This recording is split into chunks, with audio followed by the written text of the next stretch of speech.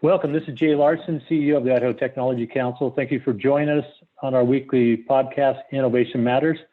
I will be joining you just by voice as we have a power outage, and this is my adaptation to connecting. So today we have Andy Scoggin from Albertson's companies, and he's also on the State Board of Education. He'll be joining us to talk about various things around Albertsons and the State Board. And then also we have Angela Hemingway, the Executive Director of the Idaho STEM Action Center.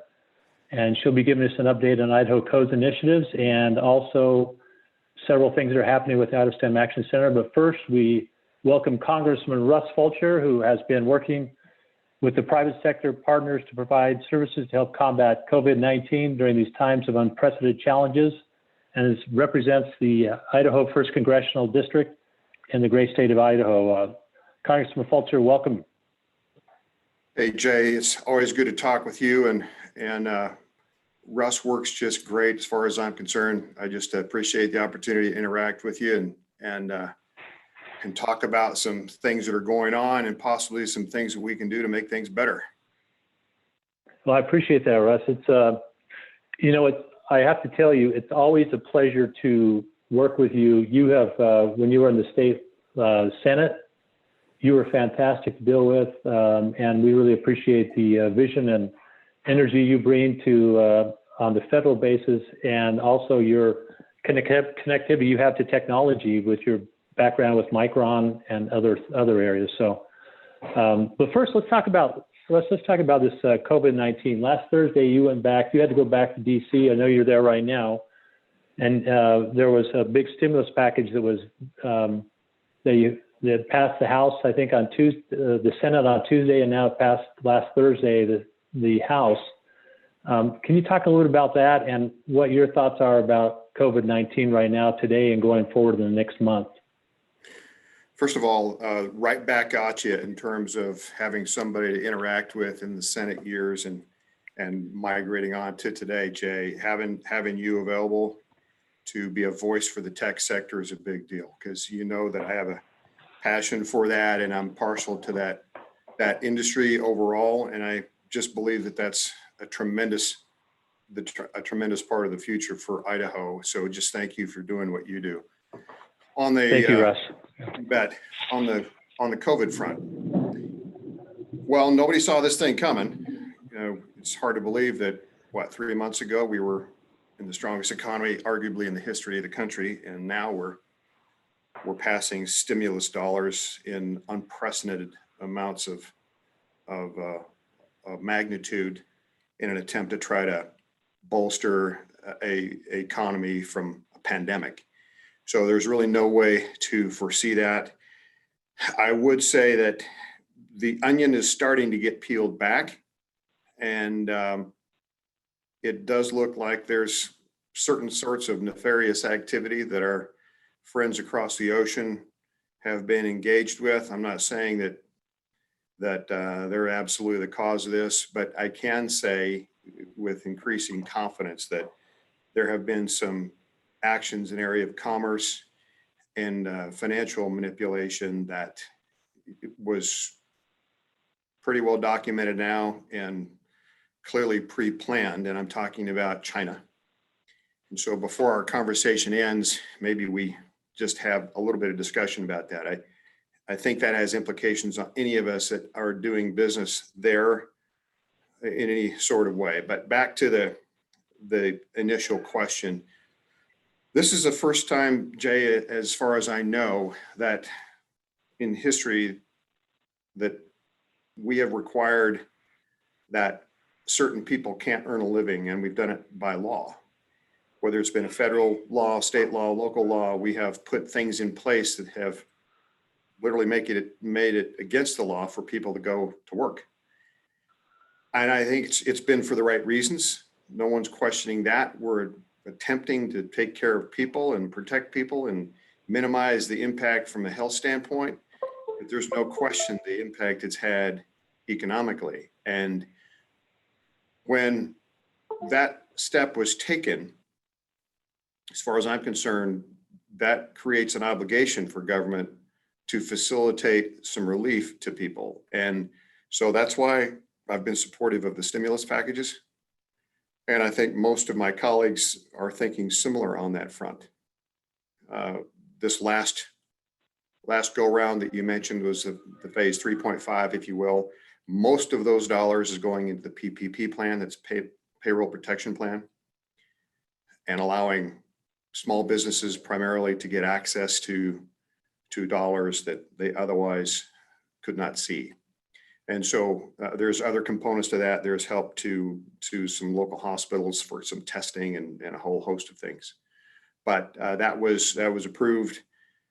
The PPP plan is being administered by lenders all over the country, credit unions, banks, lending institutions. And if people don't have applications in probably by the end of the day today, this round will probably be consumed. It's being processed that quickly. So will there be another round? Yes, there's going to be, but the debate is about to change, because up through now, the economic engine has pretty much been switched off. And so it's been relatively easy to convince people to engage with more stimulus dollars. But very soon, as economies start to kick back in, it's going to be more difficult to garner support to do that. And I think probably rightfully so. We need to weigh the cost of adding debt to the budget versus trying to infuse activity via the economy. And no matter how good a stimulus package is, it simply cannot replace an economy. And I think therein lies where the tech sector is not only going to play a tremendous role in the future, you're playing a tremendous role right now. If it wasn't for the tech sector, we wouldn't be processing all these loans. We wouldn't be executing to the degree we are right now. And so the software, the communications, the technology platforms that are out there are really the bedrock that allows us to do these transactions. And so I would say the attitude is generally positive. And not to ramble too much, Jay, but I might also just put in an editorial comment. I'm personally disappointed that the U.S. House isn't all convened at this point. I realize there's some health concerns, but frankly, that's our job. And we need to be in Washington, D.C. We need to be engaged actively. I do believe that some of our leadership have used this virus as a little bit of a smokescreen to keep a lot of members away. And I say that because it's a lot simpler to assemble a huge piece of legislation when only a handful of people are involved with developing it. And you know how that goes. You've been around the State House a lot. And same thing on a bigger level back at the federal level. Only about 4 or 5 people are involved with these negotiations directly. And yes, I will vote on it, but I'm not there. I can't be present to submit amendments or to make motions or to intervene with questions and all that type of thing. Neither can anybody else really, except for leadership and Steve Mnuchin from the Treasury. And so you've really got 4 or 5 people that are negotiating $1 trillion packages. And which is, and you can't have, and you just don't really have that refining process that's supposed to take place within, which is what the forefathers set up to allow us to do, that's the reason we have representation all throughout this, the country. So that's exactly unfortunate. Right. Russ, let me ask you another question on this. This is so I think, you take a look at several economists have weighed in and said one of the biggest issues on COVID-19 from an economic standpoint will be the length of time that we have the economy in basically a stall mode. Because the longer that takes place, the more impact it will have, and it'll have longer ramifications. I know the stimulus package is kind of a Band-Aid to help us get through this, but what are really the plans to be able to help limit the length of time that we have the pause button hit on our economy? I think the most important thing to understand is that there are significant differences across the country. The situation in Idaho is nothing like it is in Washington, D.C. or New York or parts of Michigan.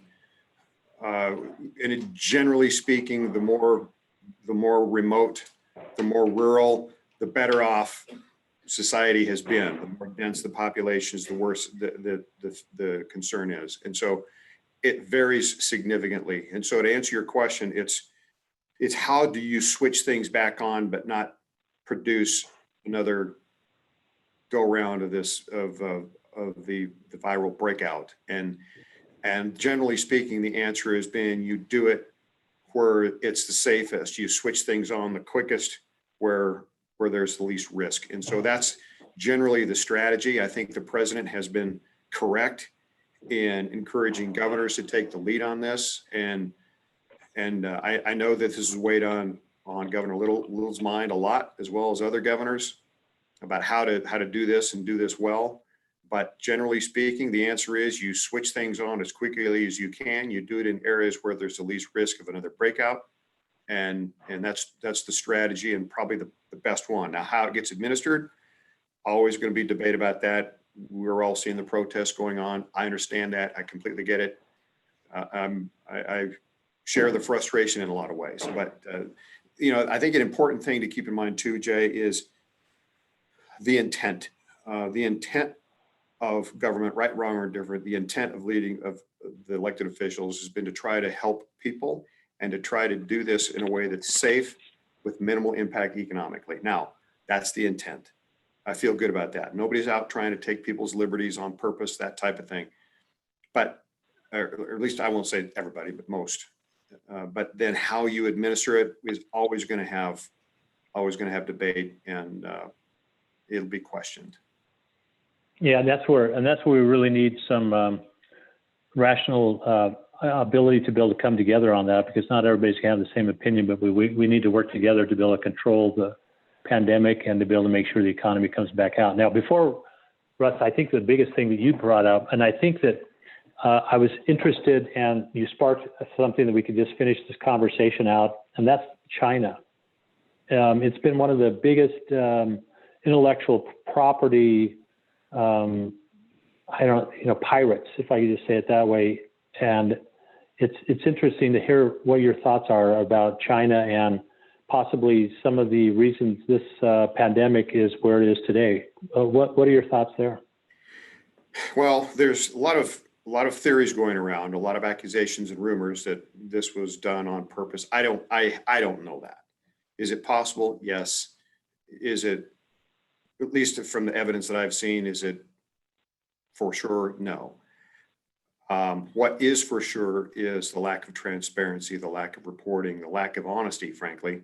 When there was an outbreak, there was very little transparency and very little honesty with the rest of the world. And that honesty alone, that openness would have saved a tremendous number of lives and a lot of economic downfall.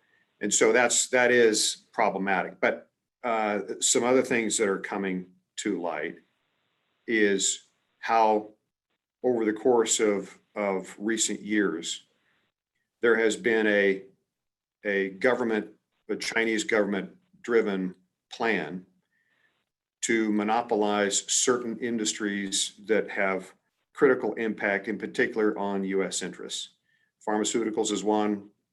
I think it's 80% of the production of pharmaceuticals that are consumed here go through that channel, even if it's American companies or with American ingredients or whatever, as well as the PPE, that supply. And there's other things that I really can't talk about yet. But the point is that there is pretty solid evidence that there was a strategic plan, and there has been a strategic plan by the leadership in China to take over certain industries that we in the U.S. are dependent upon. Why is that important? Obviously, there is the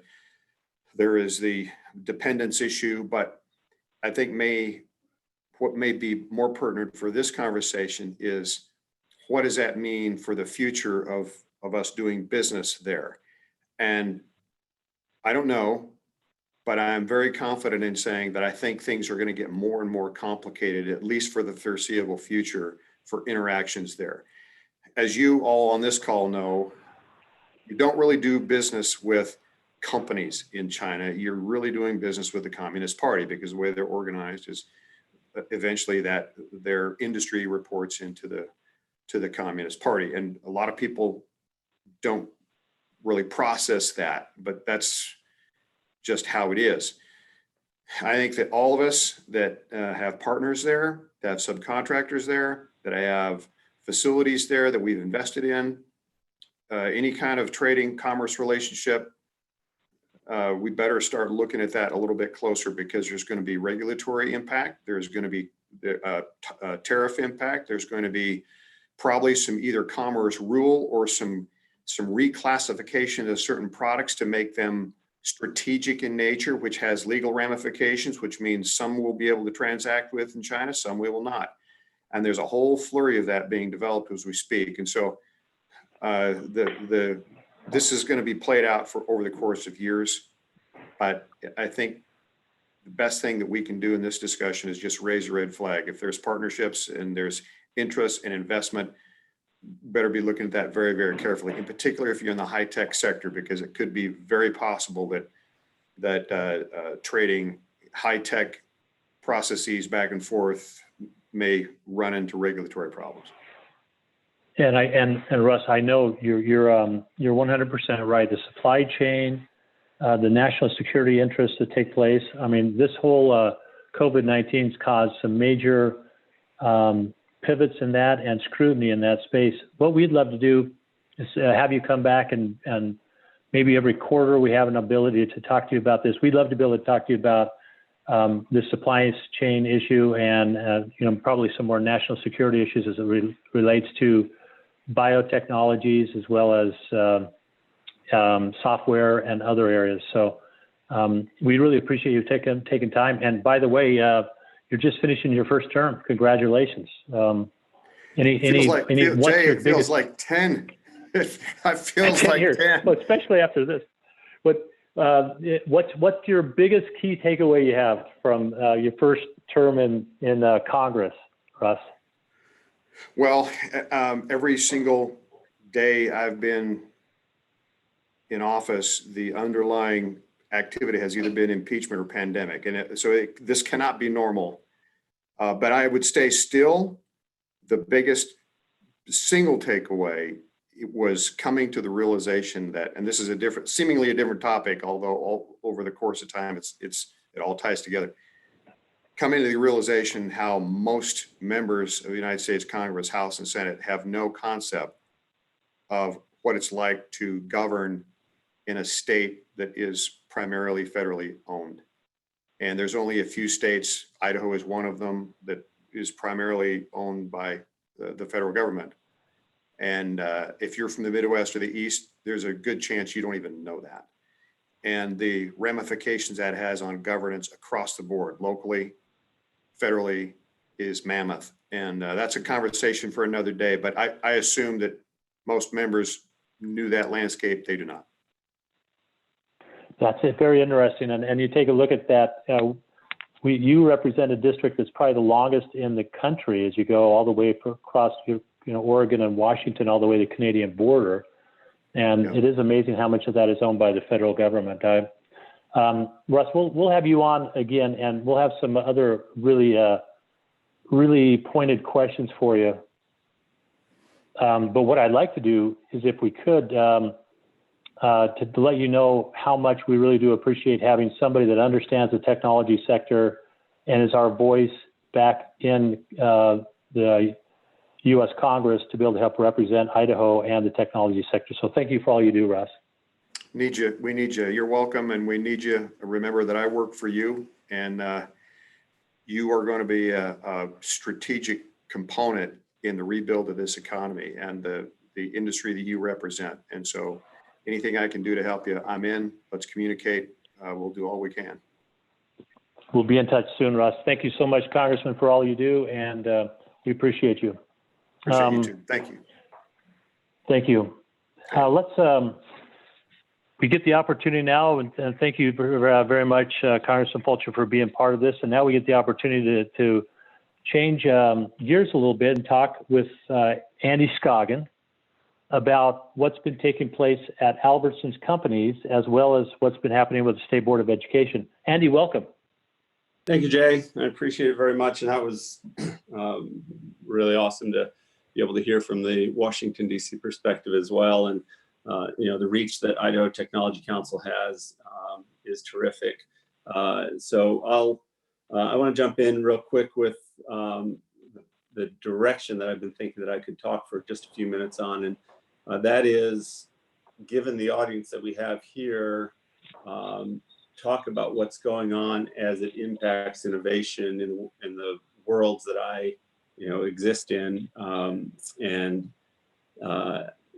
Right now, as in any time when there's massive ecosystem change, there's massive opportunity that comes along with it. And, there's upheaval and there's challenges and there's, pain points. And I fully understand that and, want to make sure that we're doing everything we can to support people who are getting hit by hard changes business-wise in our community and in our state. But there's also big changes that are coming. I think for people in the tech field, I wanted to direct my thoughts that direction. I'm going to start with Albertson. So I spent 27 plus years with Albertsons and actually retired in March 1, just in time to for the quarantine to start, but immediately started the same day back per the request of our new CEO of Albertsons as a consultant working directly with him.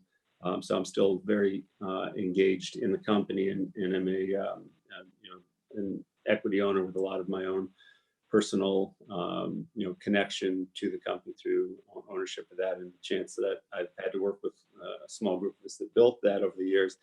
And what I would say is this, we announced our fourth quarter and full year sales and earnings today. So the timing is great because I can actually talk a little bit about what's happened. But wow.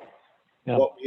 And it's on albertsons.com if anyone wants to go into the investors tab and you can look. But I'll just give you a couple of interesting highlights that'll tell you about what's going on when I talk about massive change. And you all are reading about this and hearing about it, so it's not going to be a big surprise for you. But last year we hit 2.1% sales increase, which is a very solid increase. 2.1% increase over there in 2019 over 2018, 2.1%, and that was, that gave us about $2 billion in increased sales on a $60 billion basis, and there were some other tweaks that got it up there to the full $2 billion in increase. But 2.1% sounds very good to us, and in our industry, it sounds good to investors and others. Let me compare that full year of 2.1% to the first 8 weeks of our fiscal year. So our fiscal year started the last week of February, first week of March. So in the first 8 weeks, we are up almost 35% in sales.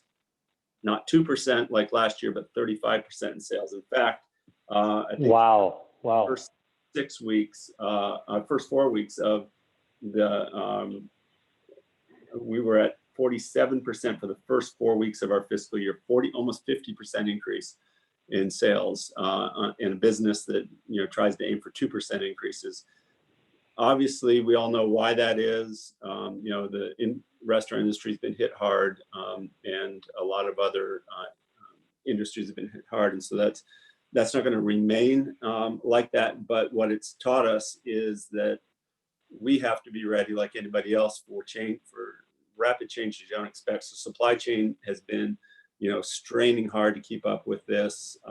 We've had a few, luckily very few, but a few areas in our supply chain that had some COVID infection around the country.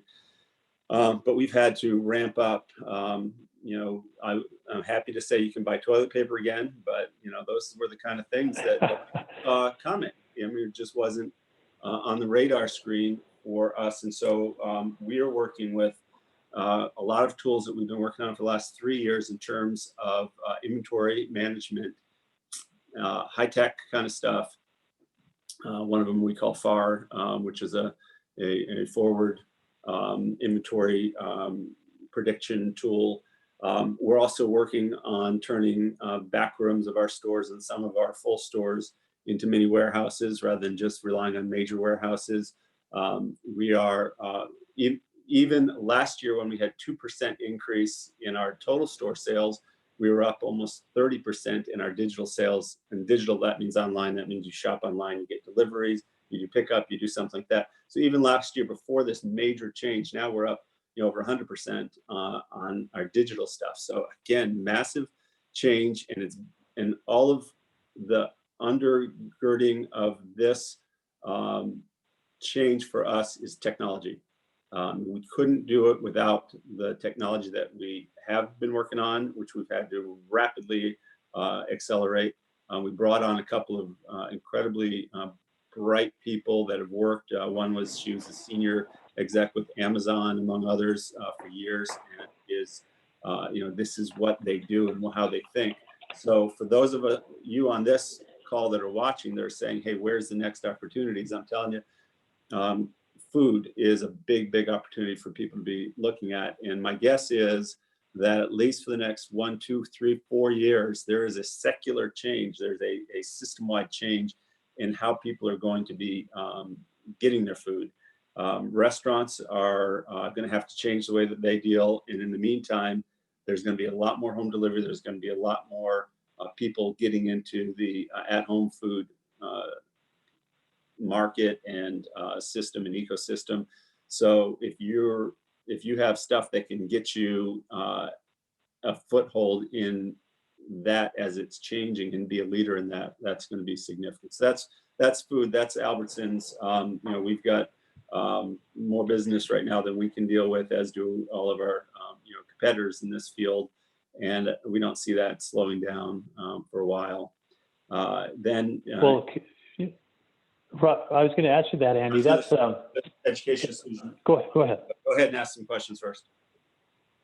Let me ask that question. So the idea that we'd have with Albertsons, I mean, this is just crazy, the growth. I mean, if you're only going from 2 and now you had anywhere from 35 to 50% growth in the last, several months, it's what's really, it's kind of like, I think it was Darwin that talked about how, only those who can adapt will survive.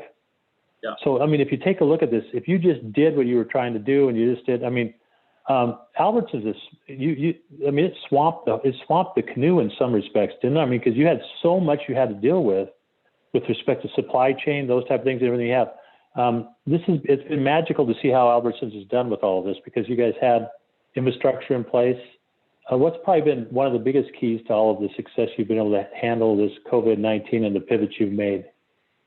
I'd say 3 things are significant. One is our supply chain. We have just an outstanding leadership team in supply chain. They've got, hundreds of years or thousands probably of total years in this business is all they've ever done. And so they, and most of them were working 22, 23-hour days for about 4 weeks, not sleeping more than a few hours a night. And having to do it remotely, we're not getting on planes and going out to too many places. Most of it is, dealing with it in conferences like this. So supply chain's tremendous. Really strong support from our investors. So one of the things we did, and we were the first ones in the industry to do this, I believe, can't find anybody else, but a lot have followed us, is early on, we introduced a $2 an hour increase to every employee, whether you were hired yesterday or whether you've been working for us for years. We took you up $2 an hour in pay. That was costing us, that hit us to, I think, over $100 million a month in increased cost. Well worth it. People on the front line, in working with customers, not knowing if those customers are asymptomatic, and they came to work every day. We've had tremendous attendance percent based on what we could have had. But our executive team, CEO, and board said, go do it. Kroger was giving like $100 bonus. We gave $2 an hour increase on everybody, and Kroger then followed with $2. And Kroger's a great company, but just saying, there were a lot of people testing stuff. We just pushed forward. So number 2 was tremendous support from our board and executive team to take care of the people that were out there.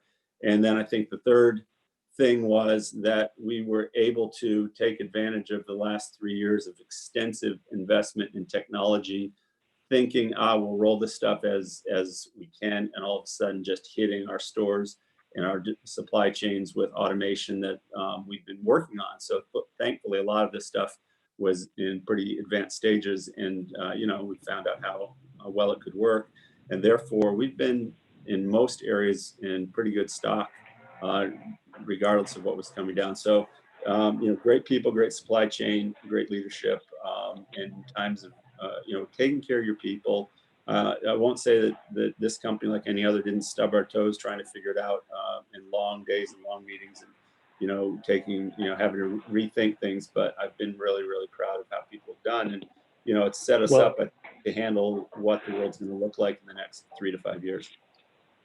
That is awesome. I know that Mark Wilden, we had him on a couple of weeks ago from CIO over at Idaho Central Credit Union, said that anybody that had a playbook for this, you would have had to throw it out the window because nobody could have planned for this the way it's rolled out. So, let's pivot now. Talk about one other board.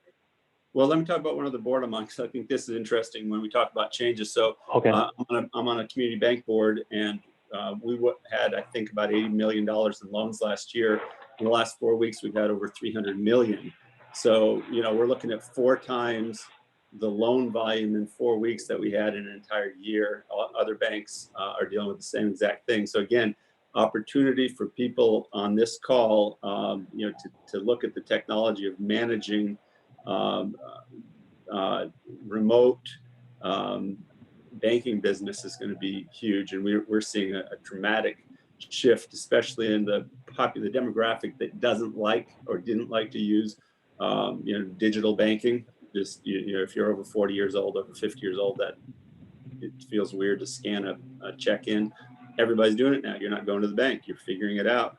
And so that there's going to be a huge race for people to be able to get into the fintech and banking area. So I recommend that people be looking at what kind of things they can bring to that, because people aren't going to want to do that, and banks are going to figure out, hey, if we can do this thing online more effectively and more efficiently, we're going to start buying those technologies as well. Now, swinging over to education, obviously that's massive. I am right now, I chair also the board of the Idaho Business for Education. Hopefully a lot of you have heard of that organization. It's 240 plus businesses across the state who have launched under our the president of IBE, Rod Grambra, an effort to provide thousands of laptops and computers, working with companies like HP and companies Delta Dem. I mean, I won't be able to name them. There's hundreds of them that have been amazingly generous in going through their storehouses and saying, hey, where are our computers? Pulling them out and delivering them, and we're delivering those to the school districts where they're needed, so kids can actually work at home that don't have access to computers. But the second half of that is connectivity, and this is something that I think, from an innovation standpoint, we need to be thinking about as a state. How do we, drive that? And Angela Hemingway is going to be on and talk about this stuff too. But we're working, IBE, Idaho Business for Education, with a number of groups, including groups like Sparklight, to figure out how we can do mobile hotspots, how we can do hotspots on a pole, how we can, extend right now connectivity to students that just don't have it, rural Idaho and other areas.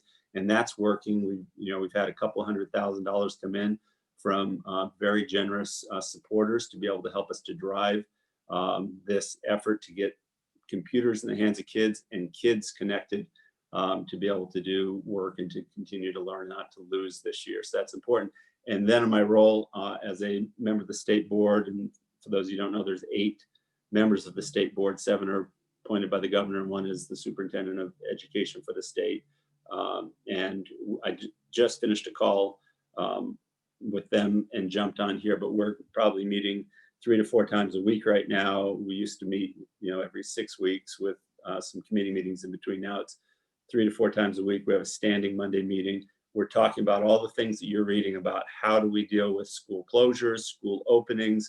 How do we deal with grading? How do we deal with kids that are seniors coming out of high school that can't take the SAT, that can't take the ACT, that can't take AP court tests in the way they used to? What are we going to do for them? And the solutions have been coming. Kids are going to take AP tests at home, believe it or not. and they're going to get the regular 5-point scale. We're figuring it out. We've got to figure it out. Teachers have been amazing. Some of them obviously, are trying to figure this out and are frustrated because we don't have all the infrastructure they need, but they're figuring out how to take care of kids. I'm reading a beautiful story. I read a story about a teacher who kept trying to get one of her kids onto computer and onto the website, and she couldn't do it. So she ended up going over and standing on the student's front lawn and talking through his front door as he got online and got hooked up. And then the neighbor kid who was also in their class came to the window and listened, and then he got online. So they're just going beyond the mark to help kids. There's a great fear that we're going to lose the progress that we need. My fear is kindergarten to 3rd or 4th grade reading is something that we're just talking about constantly. How do we shore that up? How do we protect that? We have libraries that are now going online, including Boise Public Library, and they're doing reading time to kids live.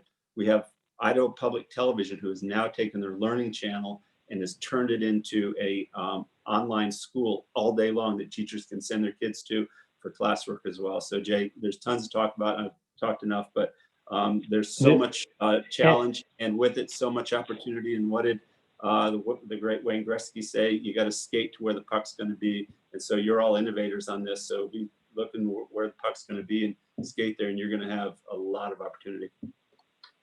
Andy, I really appreciate it. You had a lot of space to cover. In fact, I know that we didn't spend enough time on some of the education focus with respect to the things that are going to be taking place because of COVID-19 that you've had to work tirelessly on over the last several weeks. So we'd love to have you back on. And we also love to have the updates. Idaho Business for Education, thanks for all you're doing there with Rod Grammer. And thank you also for being on the Idaho Technology Council Executive Committee. You're making a difference, my friend. We really appreciate it. So if it's okay, we'll put a pause. Jay, I'm just going to say, if people do have businesses on here, do have computers or other connectivity opportunities, and they go to IBE's website, we'd love to have them join in and help us. Thanks. Thank you very much. And I know places like Delta Dental and stuff like that have been doing a great job of collecting them. And so we'll keep anything we can do. So we'll send people to the IBE website. So Andy, thank you so much. And we'll have you back on to talk about some education issues, okay? Absolutely. And thanks, Andy. All right. Pretty much, very much appreciate Andy Scoggin. And we're at our last segment. I know we're running a little bit long here. Appreciate your patience here. But we have Angela Hemingway, who's the executive director of the one of the most important organizations that's coming out to the state of Idaho over the last, I think, 4 years, and it's the Idaho STEM Action Center, which is part of the governor's office to be able to drive STEM education in our state. Welcome, Angela. Thanks for having me. So you have, tell us, just really give us a really quick rundown. What does the STEM Action Center do? Well, I just wanted to mention that actually I just hopped off of a call with some representatives from the White House. In December of 2018, the White House released a STEM strategic plan. And so we were doing some touch base on that particular plan. And I think what's interesting about that plan is one of the major pathways proposed by the federal government is computational literacy. So again, I think it is very timely that we're moving in the direction, really having an opportunity to focus on computational literacy. And certainly the role and work of the STEM Action Center is to bring forth opportunities to Idaho to really connect education and business in mindful ways and allow kind of businesses to understand the role of education and education to understand what business needs in order to produce kind of this talent savvy pipeline that is going to be coming through and eventually taking these STEM jobs, including computer science jobs here in Idaho.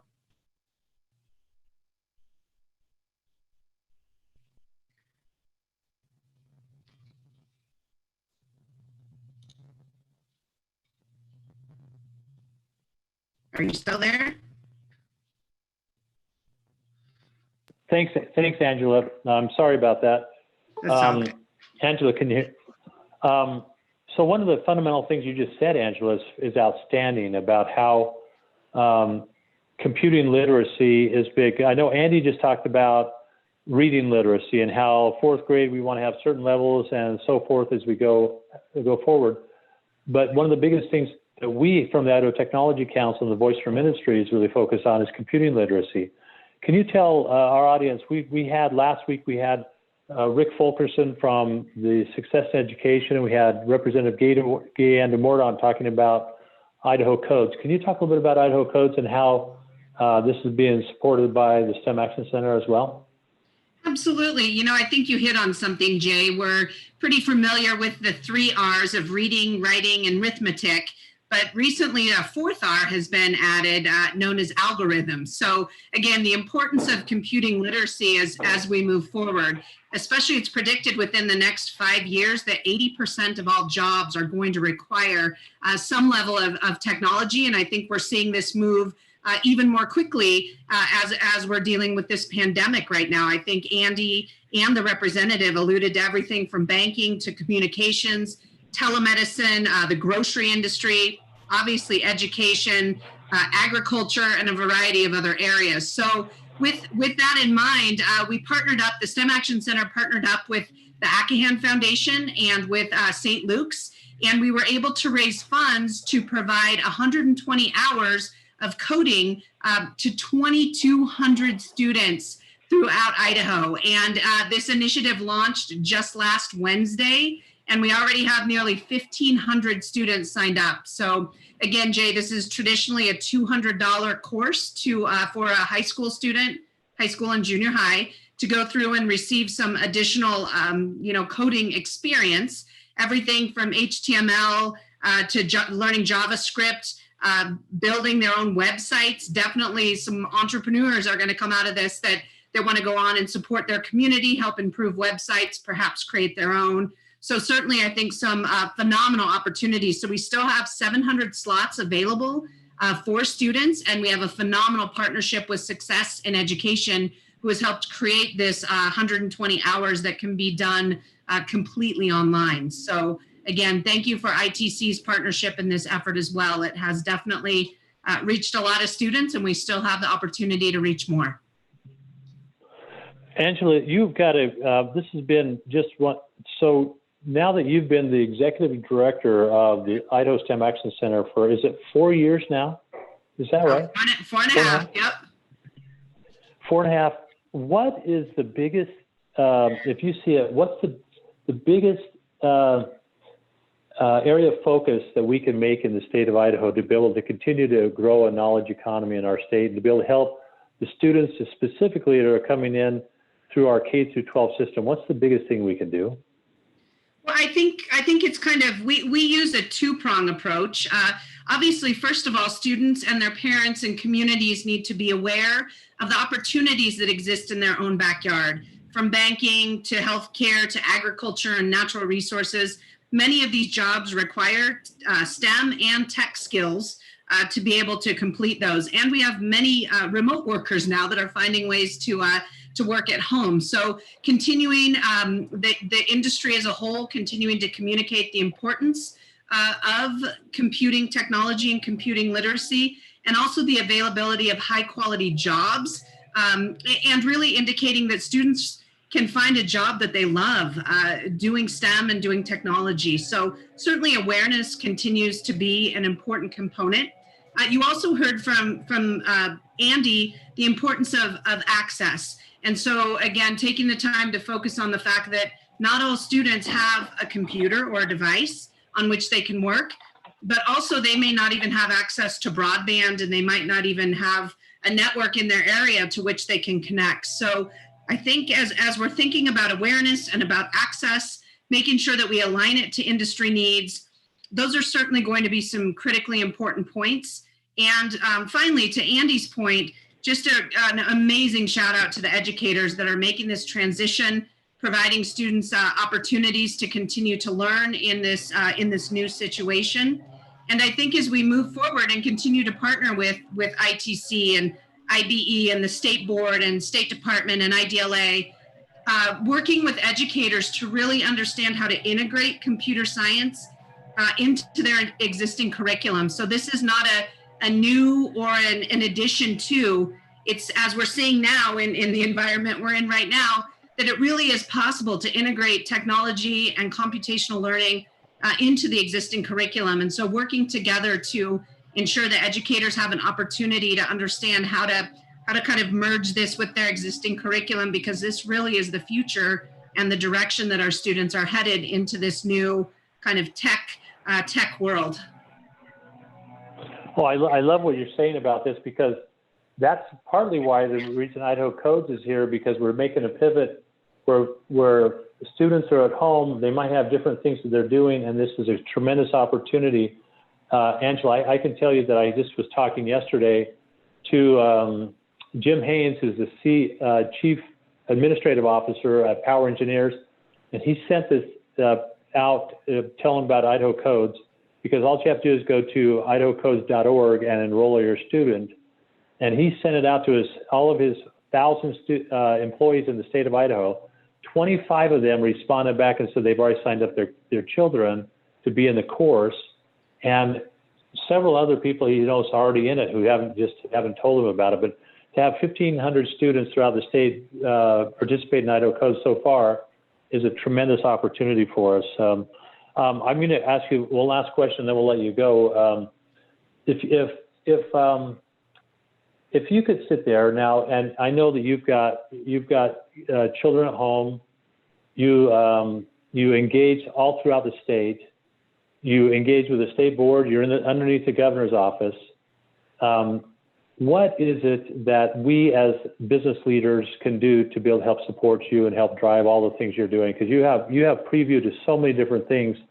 I know you said your two-pronged approach, but what's the biggest thing that we can do to help support you and the Idaho STEM Action Center?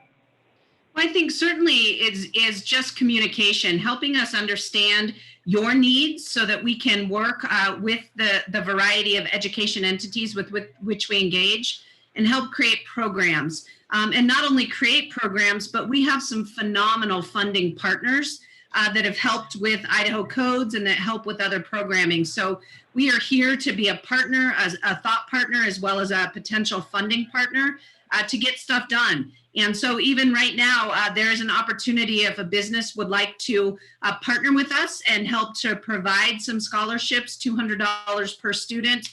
We would definitely, look forward to partnering and increasing our impact, because once those 2,200 licenses are taken, it could be that $200 per student fee. So we want to continue to enhance and make sure that all students have this access and opportunity to learn these 21st century skills, reading, writing, arithmetic, and algorithms, because it's absolutely essential that they have this chance to really become a part of this future tech economy that we're creating right here in Idaho.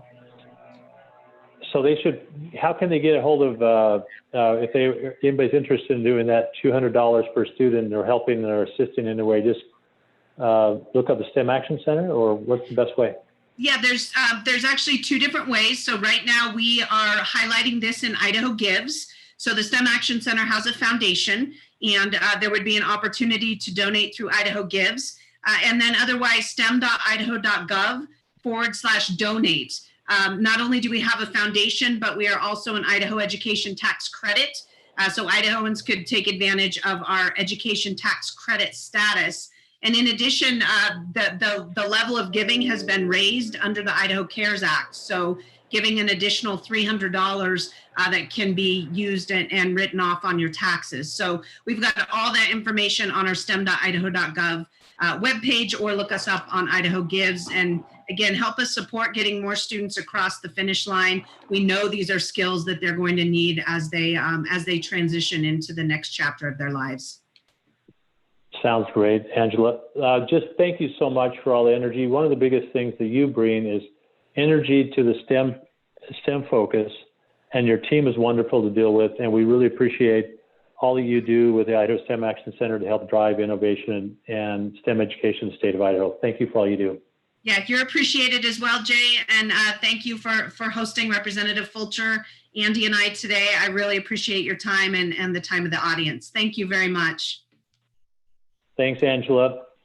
And again, today's kind of a unique day because we've had, I still have no electricity in my house, but I'm sitting here talking as we make pivots, as we have COVID-19 comes, we need to make pivots, and businesses that do that are going to be the ones that really find opportunities. And we also have to find ways to be able to continue to grow education, especially during these trying times, as students have opportunity to be able to have additional pathways to be able to learn coding and other places. So Idaho Coding's, if you can, just go ahead and go on to idahocodes.org and get your students signed up for this brand fantastic opportunity to take 120 hours of coding. Also, this is Jay Larson with the Idaho Technology Council, keeping you connected with industry and government, because in Idaho, innovation matters. Thank you and have a great day.